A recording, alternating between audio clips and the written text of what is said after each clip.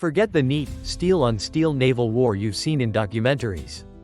By 1944 and 1945, Japan's sea fight was often plywood, gasoline, and desperation. Small craft went out at night. Mines showed up where charts said, "clear." Oil drums became weapons. Official doctrine wanted centralized control, standard fittings, proper crews. The front lines got none of that. And improvisation has a cost, even when it works. These are the 7 forgotten Japanese naval improvisations they couldn't hide in World War II. Number 7. Explosive motorboats. The surprise attack craft you weren't meant to notice. Japanese naval doctrine preferred torpedoes, aircraft, and submarine systems with ranges, fire control, and trained crews. Special attack boats were the opposite. Late war plans treated small craft as expendable strike weapons, but they still needed tight control, launch timing, identification signals, and attack lanes that wouldn't collide with friendly defenses. What showed up in the Philippines in 1945 often looked more like a workshop solution than a fleet program. Small motorboats were packed with explosives and sent out in the dark from hidden coves and river mouths. Speed and low silhouette were the whole point. Crews aimed for auxiliaries and landing craft, the ships that had to come close, slow down, and stay on station. You didn't need to win the sea. You just needed one hit at the wrong moment. There were cases where these attacks damaged or sank smaller Allied vessels and forced tighter harbor security. But the usual outcome was simpler. Radar pickets, machine guns, and flares turned a fast boat into a brief streak on the water, followed by nothing. The crew rarely had a second chance. Number 6. Mine-laying barges. Converting commerce into menace at sea. In Imperial Japanese Navy practice, mine warfare was supposed to be planned, charted, and executed by specialized mine layers or properly fitted auxiliaries. Mines needed correct mooring depth, arming sequences, and recorded fields because a minefield that isn't mapped is just as dangerous to your own coastal traffic. By late 1944, the math changed. Fuel was scarce. Purpose-built ships were sunk faster than they could be replaced. So slow civilian barges and small coastal craft were adapted to carry and drop mines in the approaches to threatened anchorages, especially in the Ryukyus as Okinawa came into focus. Crews worked close to shore, at night, using local knowledge instead of standardized navigation. It was cheap. It was deniable for about 5 minutes. And it let defenders seed hazards where Allied minesweepers least wanted to spend time. When it worked, it forced sweeps, delays, and rerouting small frictions that mattered during amphibious logistics. When it failed brutally. Barges were slow, predictable, and easy targets for air patrols and coastal gunfire, and a mine on deck turns a hit into a quick, ugly loss. Number 5. Improvised depth charges. The homemade explosives that stalked below. A real depth charge isn't just explosive in a can. It needs predictable sink rate, safe handling, and a fuse that can be set for depth. Japanese Navy patterns like Type 95 were engineered for that, and doctrine assumed trained crews using racks or throwers with said drill because mishandled anti-sub weapons kill friends fast. In the Philippines in 1945, some defenders didn't have that system anymore. In restricted water harbor mouths, channels, river approaches, improvisation took over. Oil drums were filled with explosive and rigged with crude fusing, then rolled or dropped into likely submarine paths. The logic was rational. In shallow water you don't need perfect depth settings, just a blast close enough to shake a boat, force it off station, or make it surface. There are accounts from actions around Cebu of these makeshift charges disrupting submarine operations, noise, concussion, broken periscope time. But they were inconsistent. Some sank too slowly, some detonated at the wrong depth, and some were as dangerous to the men handling them as to any submarine. It was a weapon that punished mistakes immediately. Number 4. Improvised torpedo mounts. Turning fishing boats into silent killers. Torpedoes were supposed to be launched from platforms that could handle their weight, recoil forces, and aiming requirements. Destroyers, submarines, or designed motor torpedo boats. Even shore tubes needed alignment, stable mounting, and firing circuits that wouldn't misfire under spray and vibration. Late in the war, in contested waters around the Philippines, Japanese forces sometimes tried to push torpedoes onto whatever floated. Fishing boats and small craft were fitted with makeshift rails or simple launch frames. The goal wasn't a long-range duel. It was a close ambush in cluttered coastal traffic, at night, where a small boat could look like background noise until it wasn't.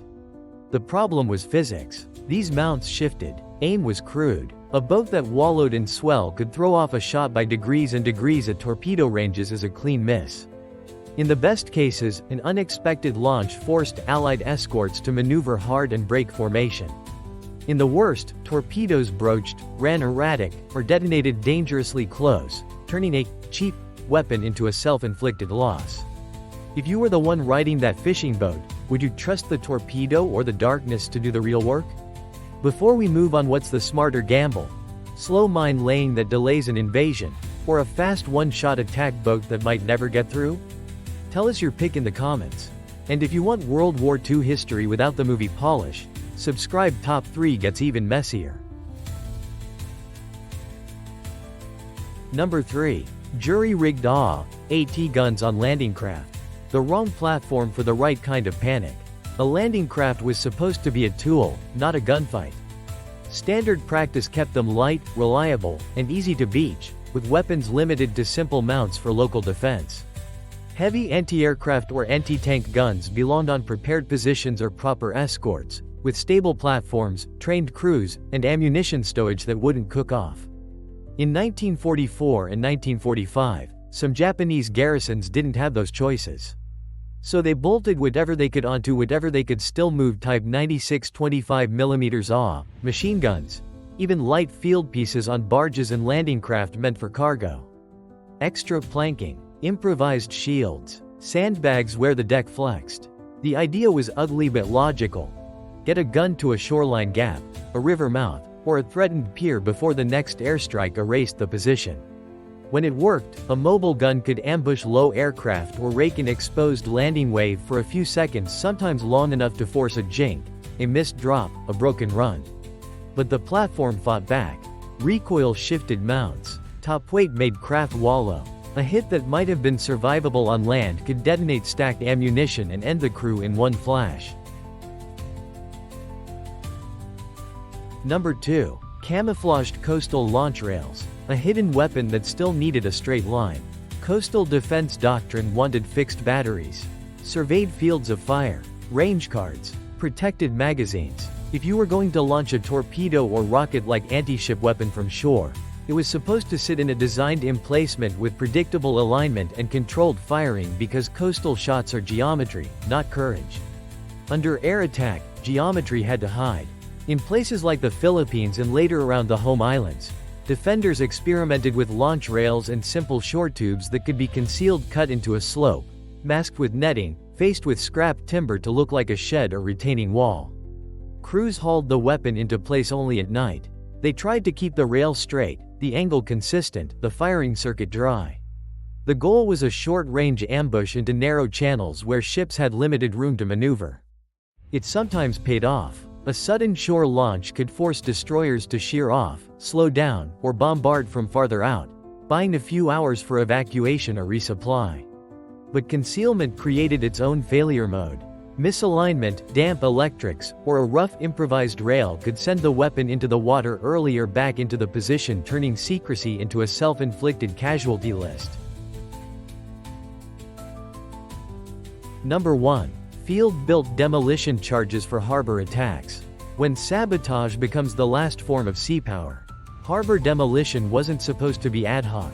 Naval engineering manuals emphasized calculated charges, proper primers, timed fuses, and clear responsibilities, because underwater blast is unforgiving, and a mistake kills the team before it touches the target. In theory, you used standardized blocks, issued detonators, and rehearsed placement. Late war reality was whatever explosives could be found and made to function. Salvaged shells were stripped for filler. Demolition blocks were cut down and wrapped. Fuses were improvised to buy minutes in the dark, or none at all when escape wasn't part of the plan. Teams moved by small boat, by swimming, sometimes by crawling along pilings. They aimed for what harbors depend on: fuel dumps, ammunition lighters, cranes, pier supports, things a battleship can't replace with armor. There were cases where these attacks burned stores, damaged piers, and forced tighter Allied harbor security, slowing unload cycles. But the failure rate was brutal. Charges got waterlogged, timers misfired, patrols caught swimmers and searchlights. And an improvised detonator doesn't care who built it when it decides to go early. Across all 7, the pattern isn't heroism or incompetence. It's friction. Doctrine demands standard parts, clean chains of command, and predictable conditions. War delivers shortages, night work, and men betting their lives on hardware that was never meant to exist. Improvisation can buy time. It can also spend lives for inches. If you want World War II history without simplification or mythology, subscribe to Brass and Blitz. We'll keep following the real machines and the real choices past the official diagrams.